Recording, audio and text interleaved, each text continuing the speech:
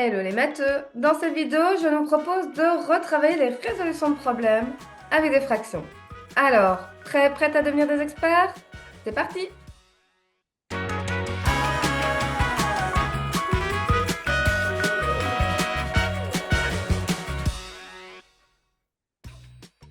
Dans cette vidéo, nous allons ensemble résoudre des problèmes avec des fractions. Et je suis là pour t'accompagner pas à pas. Mais avant de commencer, voici comment ça va se passer. Le lien vers le document contenant les exercices est disponible juste en dessous, dans la description de cette vidéo. Clique dessus pour le télécharger ou l'imprimer. Lis attentivement chaque exercice et essaye d'abord de les résoudre tout seul.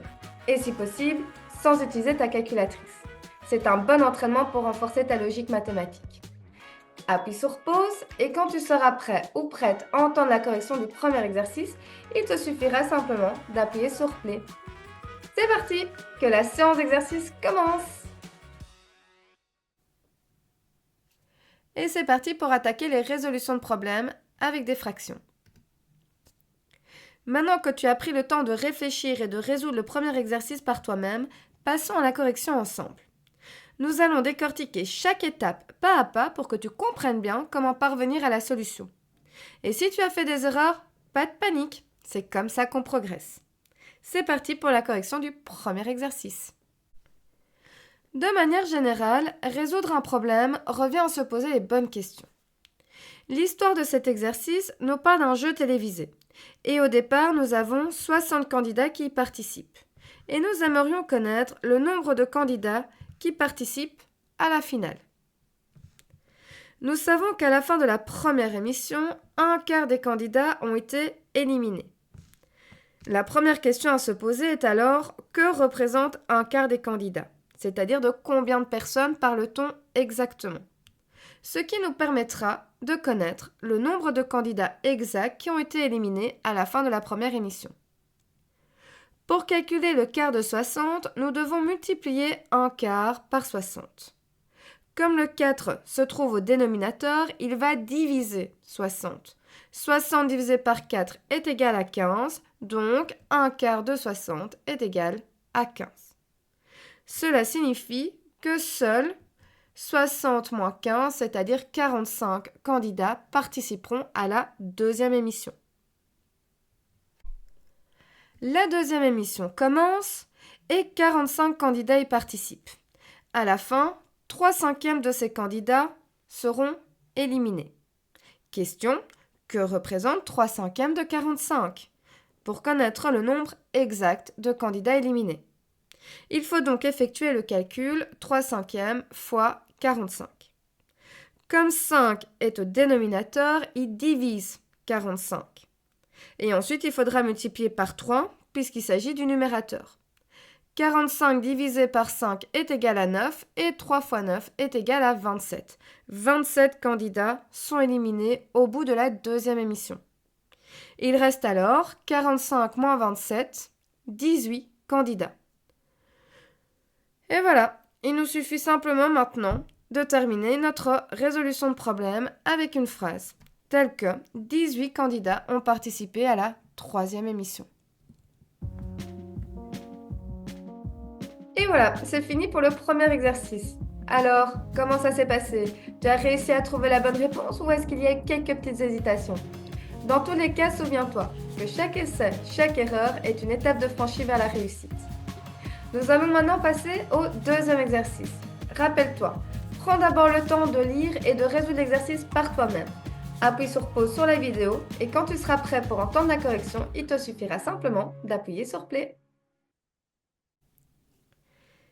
Et c'est parti pour la correction du deuxième exercice. Nous avons ici un bouquet de fleurs et nous aimerions connaître le nombre total de fleurs qui composent ce bouquet. Ce que nous savons sur ce bouquet, c'est qu'il se compose de deux types de fleurs. Il y a des roses et il y a des marguerites. Nous savons aussi qu'il y a exactement 12 marguerites. Mais nous ignorons combien il y a de roses. Là voilà la bonne question à se poser pour lancer la résolution du problème. Combien y a-t-il de roses dans ce bouquet? Ce que nous savons tout de même, c'est qu'un quart du bouquet sont des roses. Nous devons ici aborder cette fraction comme étant un partage. Imaginons que le bouquet est ce cercle. Un quart du bouquet signifie que nous créons dans ce cercle 4 parties égales. Et nous n'en prenons qu'une seule. Cette part représente alors la part des roses dans ce bouquet. Que reste-t-il? Il reste 3 parts sur les 4. Donc le nombre de marguerites correspond aux 3 quarts du bouquet. Et ce qui est fabuleux, c'est que nous savons que ces 3 quarts représentent 12 fleurs, puisqu'il y a 12 marguerites dans le bouquet. Comme 3 quarts correspond à 3 parts sur les 4, ce qui équivaut à 12 fleurs, en effectuant le calcul 12 divisé par 3 égale 4, nous savons alors que chaque part contient 4 fleurs. Il y a donc 4 roses. Il ne reste plus qu'à additionner le nombre de roses et le nombre de marguerites pour connaître le nombre total de fleurs. 4 plus 12 est égal à 16, donc ce bouquet se compose de 16 fleurs au total. Et voilà, c'est terminé pour le deuxième exercice. Alors, comment ça s'est passé cette fois-ci? J'espère en tout cas que ça t'a permis de mieux comprendre certaines choses avec les fractions et de te sentir plus à l'aise avec elles. Nous allons passer maintenant au troisième et dernier exercice. C'est le grand final. Alors, on ne lâche rien et on donne tout. Appuie sur pause sur la vidéo, prends le temps qu'il te faut pour le résoudre et quand tu seras prêt pour entendre la correction, il te suffira simplement d'appuyer sur play. Pour bien repérer les données fournies par l'énoncé, je nous propose de faire un récapitulatif. Une classe de deuxième a récolté de l'argent pour une association. Et ils ont pu récolter cet argent grâce à 3 choses. Une tombola, une vente de t-shirts et les dons des parents. 2/5 de l'argent est apporté par la tombola. 1/4 de cet argent provient de la vente de t-shirts. Et enfin, les parents ont donné exactement 770 €. Mais nous ignorons quelle part de l'argent représente ces 770 €. Là voilà, la question qui lance la résolution de problème. Quelle fraction représente les dons des parents? Pour y répondre, il nous suffit d'additionner les 2 fractions que nous avons pour voir ce qu'il reste. Donc nous allons effectuer le calcul 2/5 plus 1/4. Souviens-toi que pour additionner des fractions, celles-ci doivent être sur le même dénominateur. Nous avons des cinquièmes et nous avons des quarts, donc nous allons tout transformer en vingtièmes. L'addition devient alors 8 vingtièmes plus 5 vingtièmes. 8 plus 5 étant égal à 13 vingtièmes, il reste 7 vingtièmes qui correspond aux 770 €. Après, il suffit de faire une sorte de règle de 3 pour connaître les 20 vingtièmes, c'est-à-dire la totalité de l'argent. 7 vingtièmes n'est qu'une partie de l'argent, nous on veut connaître les 20 sur 20. Donc on va chercher ce que représentent les 1 vingtième et ensuite les 20 vingtièmes. Pour passer de 7 vingtièmes à 1 vingtième, il suffit de diviser par 7. On passe de 7 parts sur les 20 à 1 part sur les 20. 7 fois moins. Donc je vais également diviser les 770 € par 7, ce qui est égal à 110 €. Ensuite, pour passer de 1 vingtième à 20 vingtièmes, il faut multiplier par 20. Oui, 1 fois 20, c'est égal à 20.